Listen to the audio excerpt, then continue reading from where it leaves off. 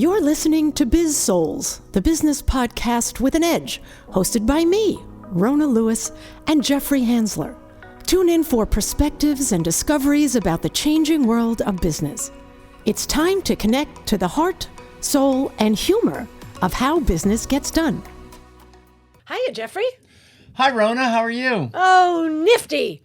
And for everyone else out there, hello and welcome to Biz-Souls. I'm Rona Lewis. I'm Jeffrey Hansler.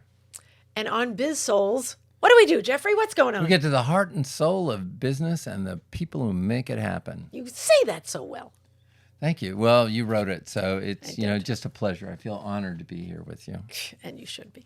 Okay. Yes. What are we talking about today?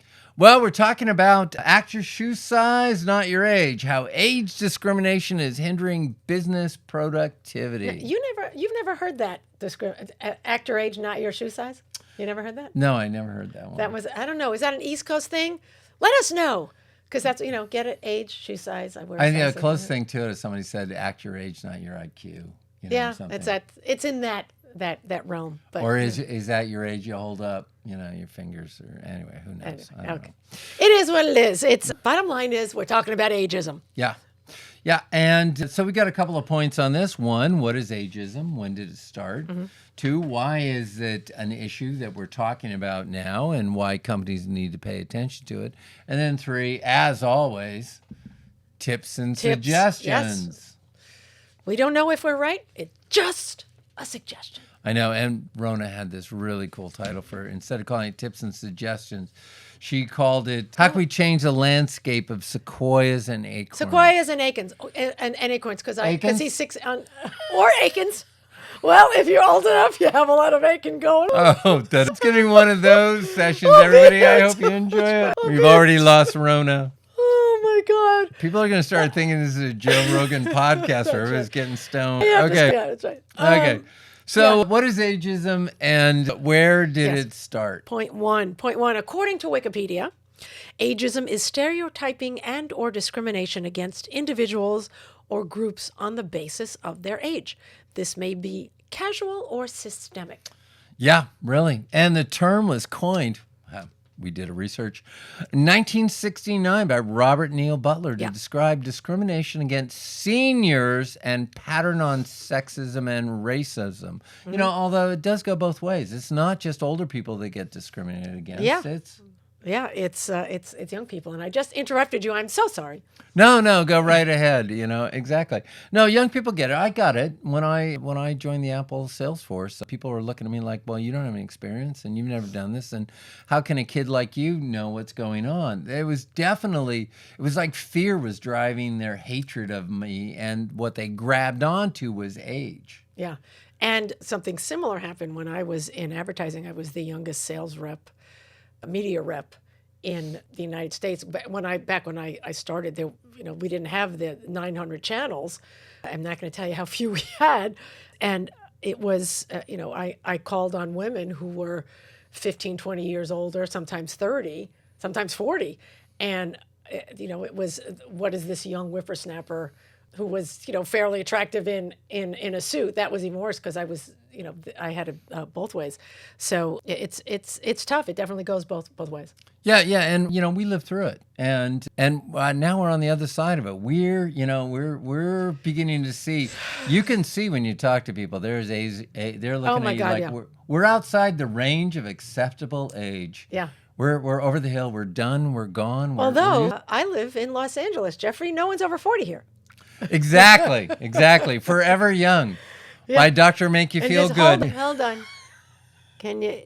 Is my face moving? It's like when Joan Rivers used to do that. Yeah. Oh, well, that's an awful way that people feel that they have to do that. Otherwise, they're not going to be competitive. And we'll talk about that as we talk about some things in stats. Okay. So when did this start?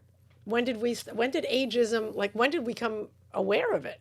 Well, 69 is when it was in organizational, which we'll talk about. I think we should digress a little, though, to talk about, how cultures have dealt with ageism, because that kind of explains a little where we are in organizations. Let's do that. Okay, good. Good. So I originally, when we started talking about doing this, I started talking about Eskimos. And then I immediately thought, oh my God, can I use that word anymore? And then it turns out you can. Eskimos refers to two tribes, the Inuits and the Yupik tribe. Now, they're the Aleutians, which is another tribe. They're all genetically related, except the Aleutians are not included by the term Eskimo. So I am a better person for that information. Thank you, Jeffrey. good. I know you'll sleep soundly I tonight will. because of it. Because we are DEI. Well, what's DEI? Diversity. What the heck is the E? And I'm going to get in trouble for Okay, that. I'm sorry. Equity and inclusion. I had no context for that. Because he's old. But go ahead. Anyway, what came to mind is, when somebody was old in the tribe, they'd walk off and die, and that was their contribution to society. That was the way they proved that they cared about the tribe and they were committed to the tribe, as they would not be a burden on the tribe. And so, okay, that made sense. So That was very selfless of them. yeah, only that doesn't We're work in gonna go- yeah, organizations we're today. not- I mean, yeah, I don't know a lot of organizational employees who will happily commit suicide for the corporation. yeah, no, absolutely not. Look at Succession. Nobody's stepping down. That's right. Nor should Poor they. example, right? Okay, we're All right, so okay. we Getting are- back on track. Yes, Other so- cultures. Yeah, Japan. Japan is all about mutual respect, and they have multi-generational households where the grandparents watch their grandkids while the middle generation goes to work. So, and it's the same thing with Mediterranean and Latin. They get it. They understand, and this sort, I believe, has been, like, for the most part, since like caveman days, where the older people would watch the kids, and it's not like that here. No, in the Western society, no, it's not. Since we're on Asian society, though, keep let's talk going, about Asia, China, because China is very interesting. So how do you say the word? Filial piety. Filial piety. Piety, and it's a core virtue, Confucianism, and which 400 BC. So that was a long time ago. It was a couple of years ago. At least. You were just a kid. I know. I was just barely a toddler. Anyway, they have the same system where you're supposed to respect the elders. And what's interesting is 2015 they passed a law. It's called the Elderly Rights Law, and you are required. They mandate that you must visit your elderly parents, no matter how far you are. Now, I always wonder if there's another angle on this, like Because I have the other angle. They're actually Jewish, because it sounds like that they're guilting go visit your parents. You have to go at least once a year. It's like, oh my God, she hasn't visited a mother in 3 months. She's in a home. I'm dying. I bet you had that was a rule that was probably written. Oh, yeah. Home What, are you rules kidding? in the Lewis home or in. Well, yeah. I mean, I went home. My mom passed 2020. This is seriously. I went home at least once a year, so I could see her, because you never knew when the last time was, and B, it was like, oh, just stab me in the heart with a butter knife, because the guilt was just killing me. So there weren't laws, but in the Jewish religion, it kind of is just assumed. Well, So, anyway. okay, getting back to China. Sorry, I digress. Yeah. They getting back to China. Are there any Jews in China? I don't know. There might be. I don't know. Will someone let us France. know? Okay, I'm Oh, done. sorry. I'm done. I'm sorry I interrupted. Sorry. So in France, then I found out France in 2004 had a similar law passed. And France is a bit of an anomaly in terms of Western culture, Europe and the United States, because in Western culture, no, it's not about youth. It's not about multi-generational families in one house. It's about, we celebrate youth. Everything is about youth. Mm-hmm. From youth becomes innovation and young ideas and everything else. And yeah, so. Yeah, which is not true. It's how they look at it. Yeah, which is a shame, and So and especially because we are living longer. So the percentage of the population that's between 18 and 34 or 18 and 49, which are the basic demographics of Nielsen ratings, things like that, and everybody, it's like the 50 plus is getting bigger and bigger. It never used to be like that, did it? No, it never did, which is why we're tackling this, because people are living longer. Yeah. We're going to have to deal with housing, health care, and the economics of it. Oh, my gosh, yeah. You know, just because you mentioned older and people living longer, Yeah. I had to look up stats, of course. He's Mr. Stat. You know, in the old days, everybody's dead before 40, so you never had to worry about it. And I thought, well, that's Because an you're interesting killing comment. me. Okay, sorry. So pre-19th century, the average age was, I'm going to round here, 28 to 32. Okay. The average age, that was pre-19th century. So in the 20th century, 1900, when the world, the average lifespan was 31 to 32. And then in 1950, 50 years later, it jumped to 45 and 48. Okay. Now, 2019, 2020, 2022, so 60, 70 years later, depending on how you look at it, the average age, life expectancy is 72 to 73. So it's exponentially bigger. What and so people are around. Yeah. And there's people who live in the blue zones. They're healthier. They're living over 100. There's a lot more centenarians out there. What's a blue zone? Blue zone are areas in the world where people live longer. Oh, okay. It's a thing. Look it up. Google it. Okay. I did not know that. So I have a wealth of useless knowledge. Of actually not so useless knowledge. Obviously. Go ahead. Well, and we haven't had to deal with it in the United States, and in our culture, our movies, our plays, we treat old people as either what? Where they're either incompetent, or they're senile, or they're old, they're bent, they're all those things. They can't do those. I mean, Mary Poppins, the Bank of England falls. They had this old stodgy guy who was not about creativity, not about innovation. And when the Bank of England falls, that was Dick Van Dyke. That was Dick Van Dyke. He did every role. I was going to say that. No, I'm sorry. Except Mary Poppins, and we're not sure of that. So anyway. Well, he could have. He was very talented. He was very good, except the worst English accent I've ever heard. Well, true, and it horrible. really doesn't matter because most of the people that are going to be probably listening to this podcast don't even know who Dick Van They've Dyke seen is. the second Mary Poppins, which Right. was adorable as well. Nothing against the second, Right. but it's not. She wasn't.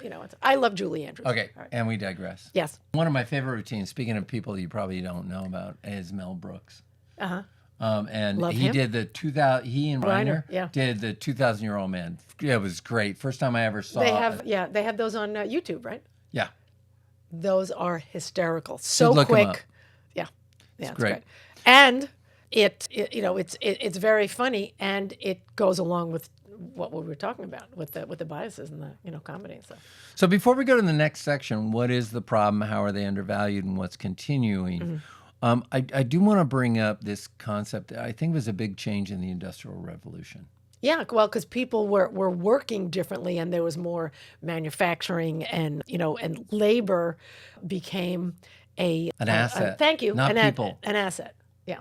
Yeah, I think companies looked at it, and I think companies have propagated ideas that people are just a cog in the wheel. They're not, don't treat them like people, treat them like assets. Yeah. And I believe this concept, I mean, we had the Depression, and then we had the Dust Bowl, and then Social Security came around.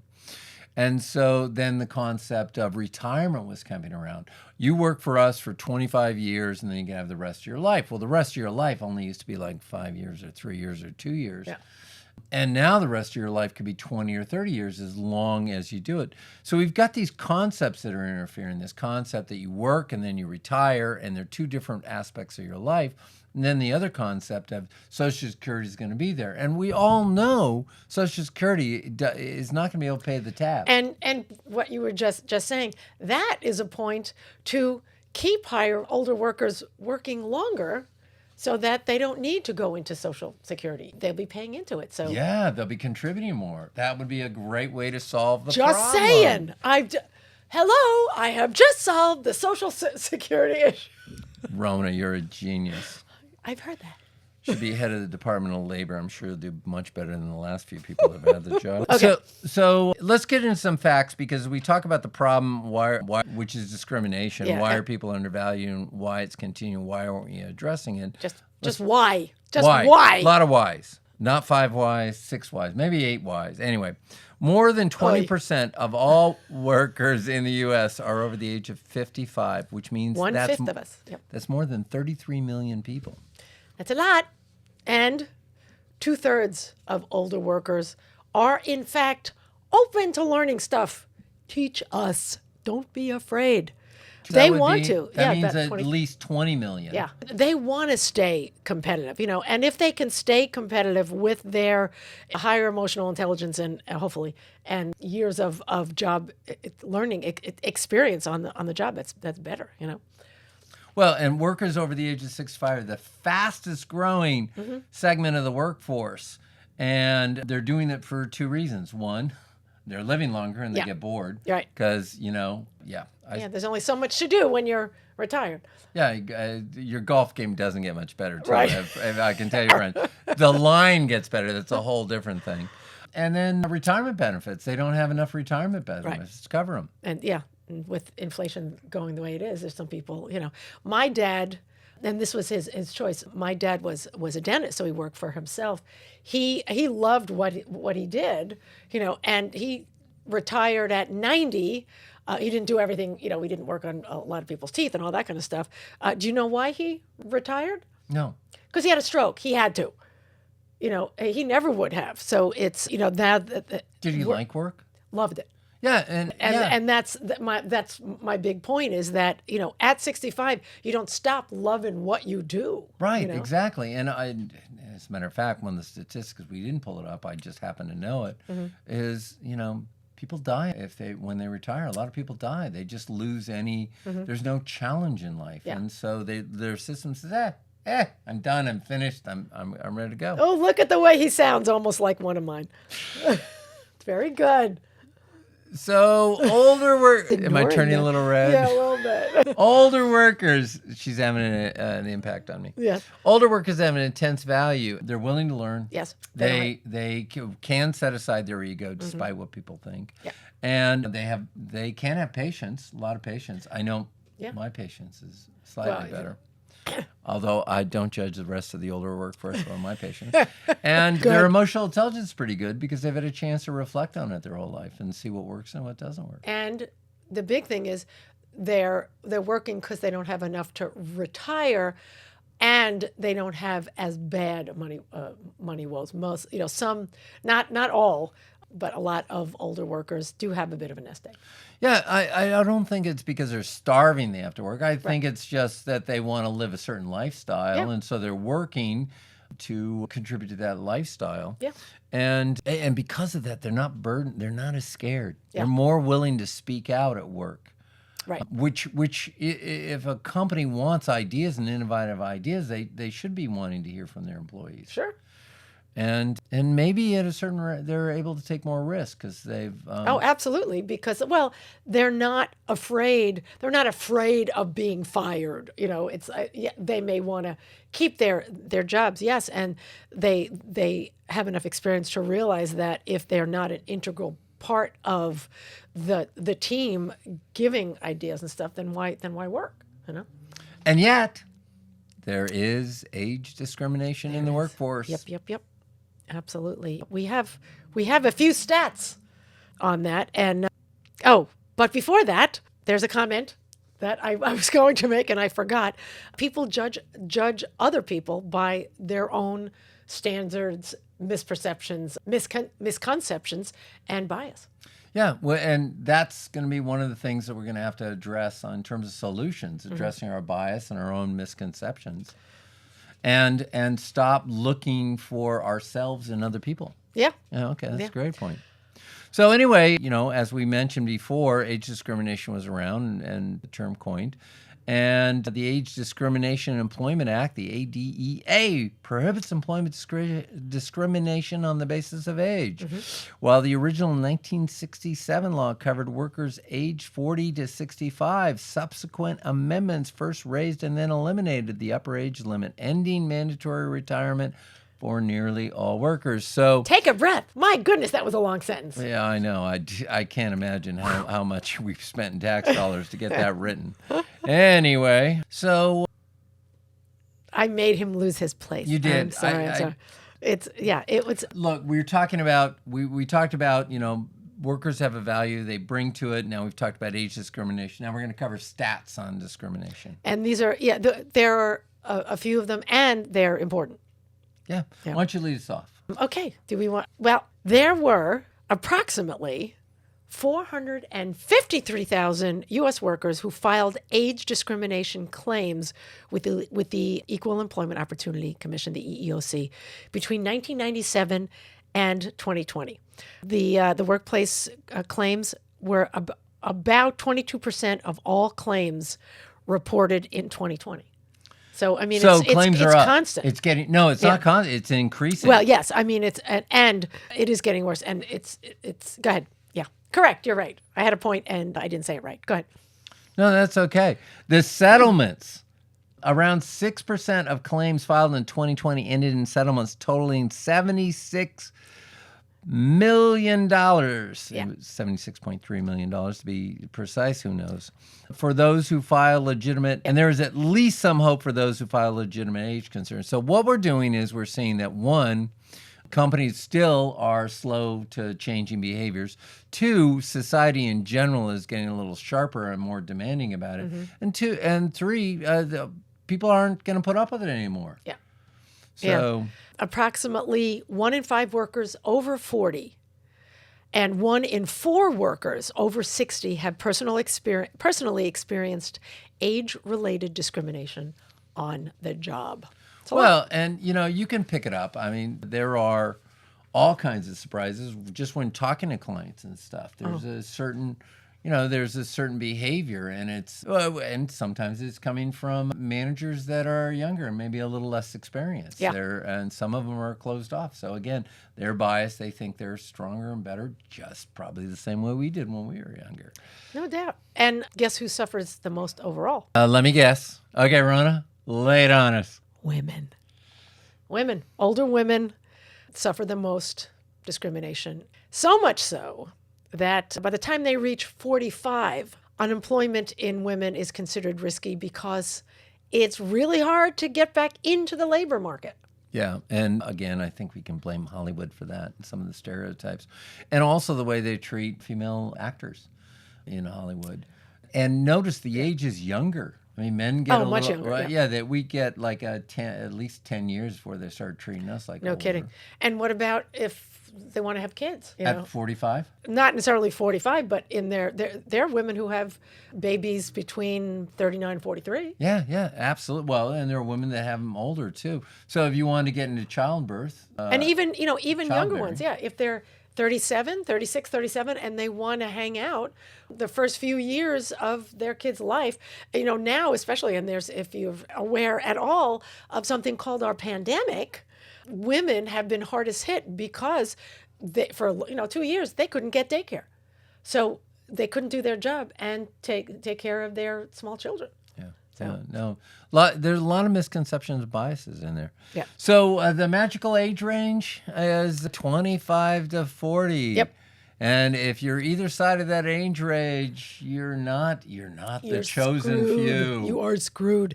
This is something called juniorization. Isn't that? We just make up words for stuff. Juniorization. We didn't make this up. No, we did not make this up. It's the process of older and more experienced staff being pushed out of the workforce in favor of younger and less expensive people. Get this, we can get these people to do the same thing for a lot less because they're desperate. Well, and true. If it appears that so what happens is you may have all these nuances in the skill that from doing it over and over again, you may know little details and stuff. Except so much automation has come along. Maybe we don't need somebody with that skill base in that operation. Right. So we'll hire somebody to push a button or something. They don't need it. So again, this is organizations not respecting. They're treating people like a cog in the wheel. They're not treating them as individuals. Yeah. And sorry. Culture, when we talk about culture in organizational change projects, we talk about culture being a virus. It infects everything. Yeah. And if the organization has that belief system, it doesn't matter how young you are, or what age group you fall in. You have a tendency to start thinking that way. And then you give your excuse to the people internally because, they're part of the crew. Anyone internally, though, gets judged on these things more, which means it's harder for older people or younger people. So give us some stereotypical beliefs Well, that they may have. What? Yeah, that they have in culture. No. That was a general. So, Okay. well, look.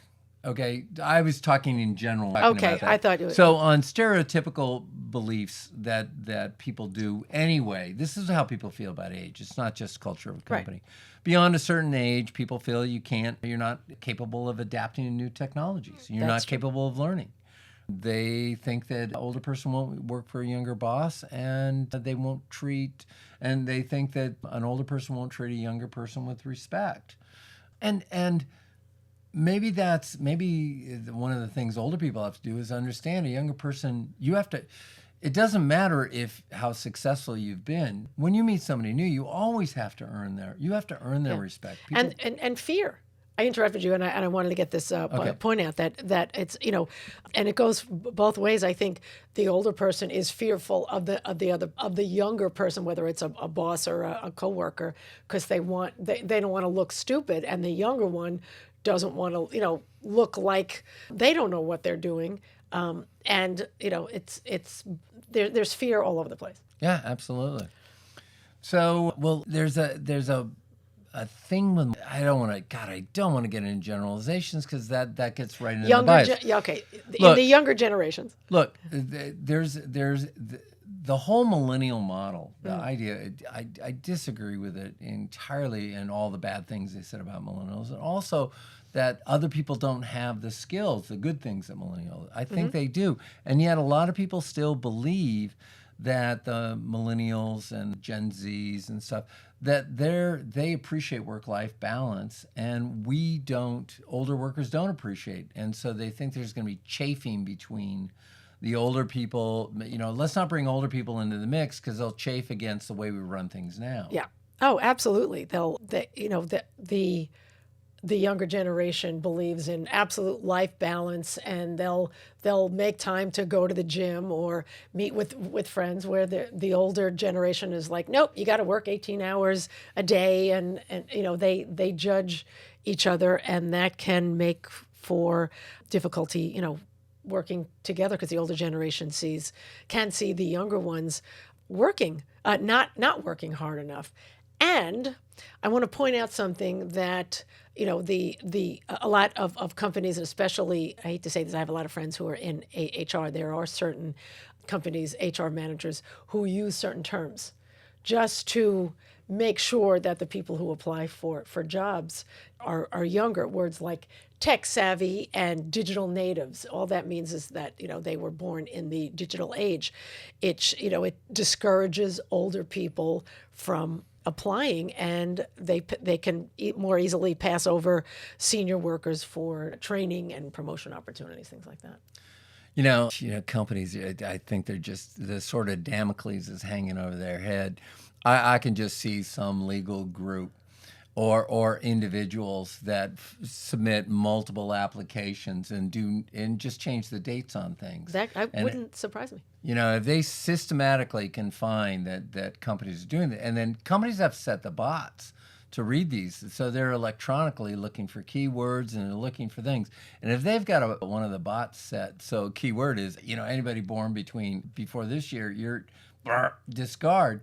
That's classic age discrimination. Well, yeah, and a lot of I don't put years and stuff on my resume, and when I was working for companies, I did leave off some of my earlier jobs so that I would seem younger. Oh, okay. So you were kind of trying to deal with it. I had to, yeah, and anytime this is what I resent. If you go online, and LinkedIn has some of those. You can apply for a job on LinkedIn. It says, what year did you graduate? First of all, it's none of your business. Secondly, what about somebody who is 45 and just got their college degree? Yeah, exactly. You just don't know. I think it's a stupid question. You can usually tell if someone has 4 or 5 jobs down, they're not just out of college. Well, yeah, no, I would say it's not a stupid question. It's if you misuse that information. Okay, I So will take I that. could care. So I could care when somebody graduated from something. Yeah. It's how are they? Do they have the skills? And Well, of course, and these are just some of the things that companies can use to get around it. oh, I think you nailed it. I hadn't even thought of that because I wasn't worried about it, and I think you brought up something that's really important. What the age discrimination? What's it called? The protect older workers against discrimination. Well, that's a response to what you're saying. No, Yeah. what was important was the college thing. I hadn't even Yeah. thought of that. I'm very smart. Yes, you are. Just ask So me, tell I'll us tell about so all this stuff is going on, and I think people realize organizations are trying to definitely have an age bias. In general, a lot of them And do. they are, and in all fairness, they are trying to change. You know, Ooh. they are. I don't think they are. Companies. I think that's why Washington's getting involved with what you're going to. Yes. Well, let me change that. I know that here in California, they are very aware of it, and California happens to be a much more progressive state than a lot of it, maybe New York. And in Washington, there is the Protect Older Workers Against Discrimination Act that passed the House and is waiting for action in the Senate, which I find amazing because, you know, most of the people who are in the House and the Senate have known Methuselah, 900 years old, you know.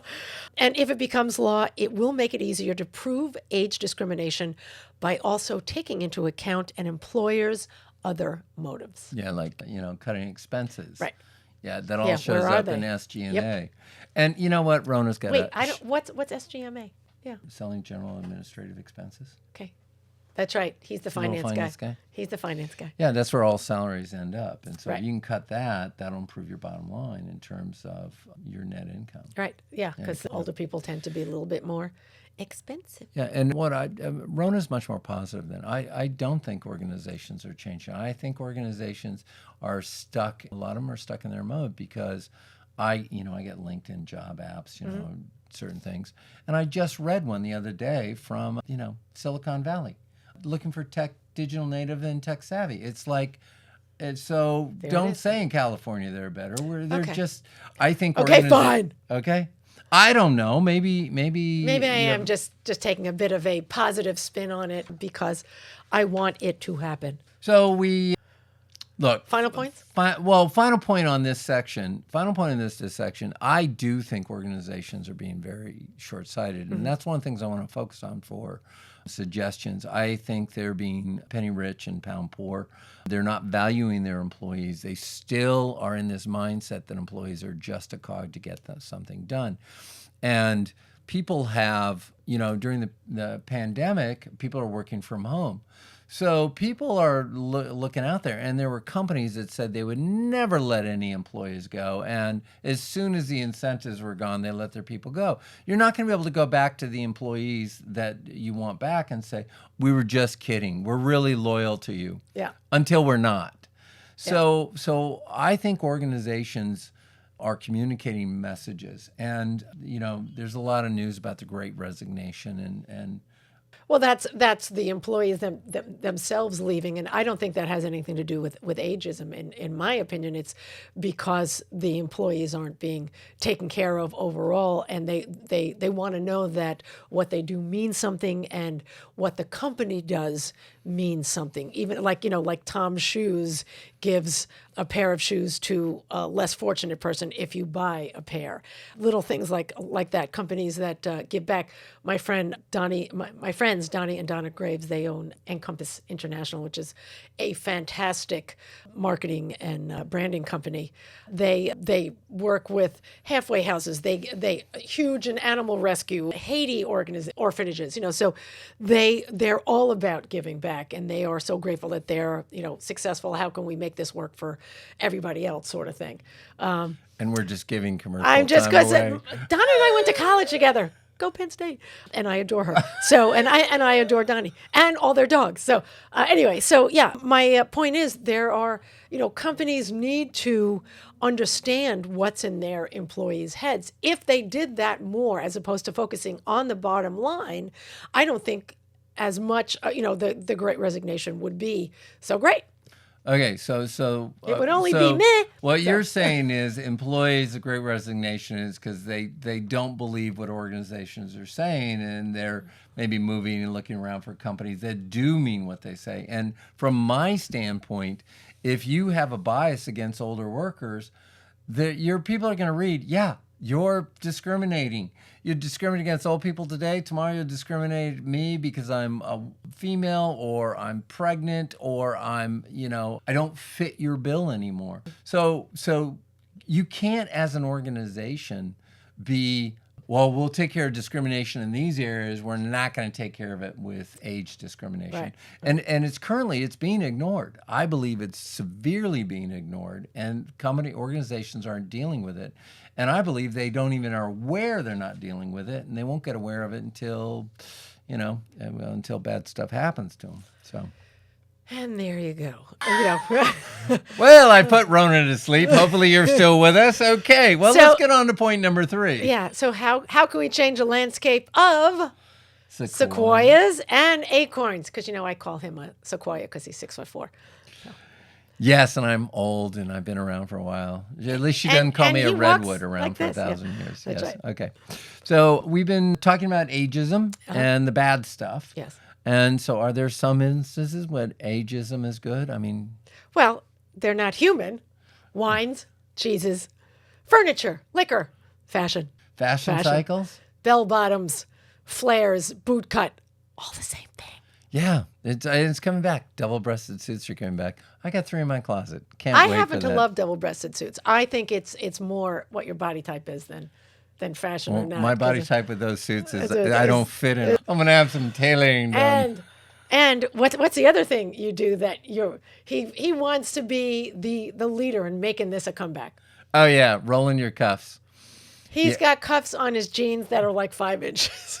They go up to his knees practically. Fine. It's tough to find 501 shrink to fit jeans, and I lost track of what I was ordering, so I ordered pre-washed jeans, and I ordered the same size I wouldn't shrink to fit, and so I've got 2 inches of hemline. I thought, I'm not going to return them.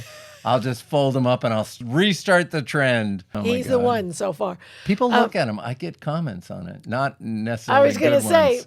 that's, yeah. All right, I'm just saying. All right. All right, so here's the thing. There are a lot of people who are not spring chickens who are very successful. Well, Colonel Sanders, he didn't. Yeah, and I've seen the commercials. There's a different Colonel Sanders for every night of the week. Evidently, That's they keep right. changing it because maybe they all die. I don't know. Who knows? That's their current commercial. But seriously, Warren Buffett. J.P. Morgan didn't start until he was really 55, so he was a late bloomer on stuff. A lot of people didn't really make their major accomplishments till they were much older. I think was it Electric Company or Sesame Street that I think Morgan Freeman didn't start until he was like in his 40s or over 50, something like that. Right. Look at Anthony Hopkins. He worked so hard for his life, and then he hit it big on a couple of things, and now nobody can get enough of Anthony Hopkins. Yeah. So we love him. So we're gonna tackle 3 things for our suggestions in dealing with this: misunderstanding bias, and then the last one is what's the last one? Personal commitments to change. Yeah. So What are some of the myths? Well, you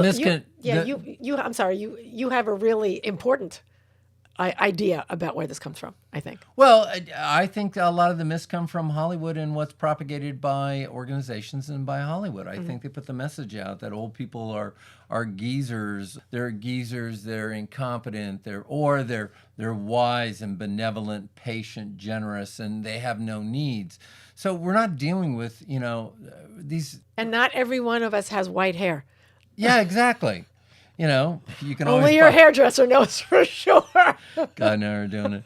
So I think the myths that are out there about age, I think that you should look at people and look at their characteristics without trying to fit them in a category or fit them into one of the stereotypes. How about, why don't you tackle biases? We have to understand conscious and unconscious. There's definitely a difference between making a decision based on facts, which is basically job skills demonstrated and, just having a conversation, that sort of thing, and basing it on assumptions, just assuming that older workers don't know anything, don't know their crap about what's the latest in their industry, don't like being cooperative, don't want to work with the younger people. I love working with younger people. It makes me forget how old I am, and it makes me happy because I can keep up with all of them.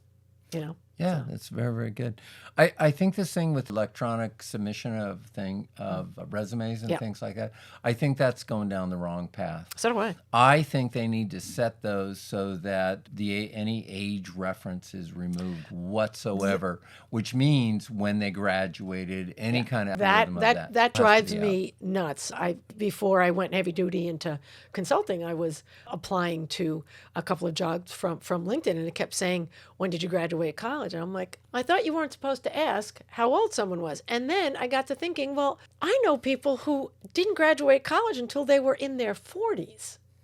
So how do you know? So, what happens if I graduated in, 2010? Right. That still gives me 10 years of experience, and, you just don't know. So why bother putting it in there? Yeah, exactly. And I think there's gold in them there, Thank as you. they say. Yeah. Yeah. And then the last thing is, and technology-wise, a lot of people it depends on how sharp your mind is. Right. And if you're into data, if you're into creativity and any of those things, you go where your talents lie. Anyway. Yeah. And you just transfer a skill, learning how to use. It's like learning a piece of machinery or something. You can get around stuff. Sure. Personal commitments to change through action. This is the third point. Yeah. And you've just got to design a zero tolerance anti-discrimination based on harassment and discrimination of any kind. Yeah, and it's that all includes about age. Yeah, it's all about inclusiveness. And this is where I want to point. put a plug in for the young people too. I think the future is in very good hands with the people. I've done programs at a couple of different colleges, UCLA, William-Patterson University. They people that are coming up, they're great. Yeah. And a lot of the programs I do, they're brand new. It's their first job, and they're excited, and they're looking for change and things to go. So And they need to be listened to because they have ideas, even pie in the sky. When I facilitate brainstorming sessions, I always say, any idea doesn't matter if it's, if it deals with aliens, because people can riff on it. And young people want to be heard. They want to feel important, and, better chance that they'll get promoted, et cetera. So yeah, they deserve to be listened to. Absolutely. So fight for an age-diverse workforce. If you look around and you don't see a wide range of ages in your department, hey, start ringing the bell on that and start making changes on that. As you're allowed to bring in more people, or if somebody leaves, think about filling the position with somebody outside that group or somebody different from your group. And I think the overall big issue is about human socialization. Yeah. How we socialize with each other, what we've been talking about, the respect that generations have for each other. Because our default mode is wanting to have people around us that are like us. And hiring managers tend to hire people who are similar to themselves. And that's an implicit bias that they don't always realize. And that can be problematic. Can I say that again? Problematic when it becomes clear that individuals aren't being hired on the basis of qualifications, but rather how they would fit in socially with the team. And I guess for my final point over all of this, look, if you're an organization and you're not going to deal with this, believe me, your people who work for you are going to deal with it, and they're going to make their judgment about you as an organization. And so and organizations don't make decisions. Leaders, managers, executives, they make the decisions. They need to decide that they're going to deal with this head up, front and center. Right. Because if you don't, everyone's going to still see it. It's like the emperor's new clothes. Just because you don't see it, they will. Yeah.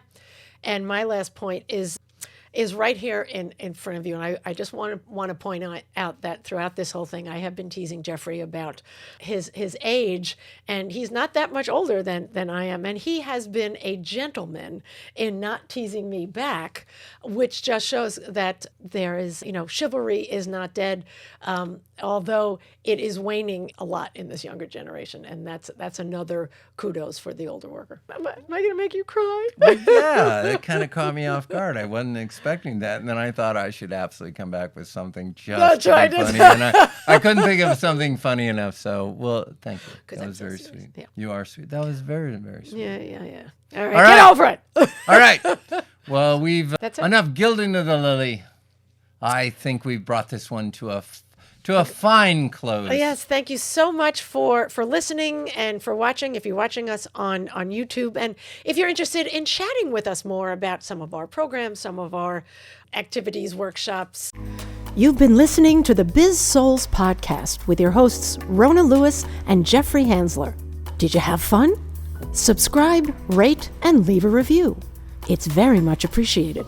Talk to you next week.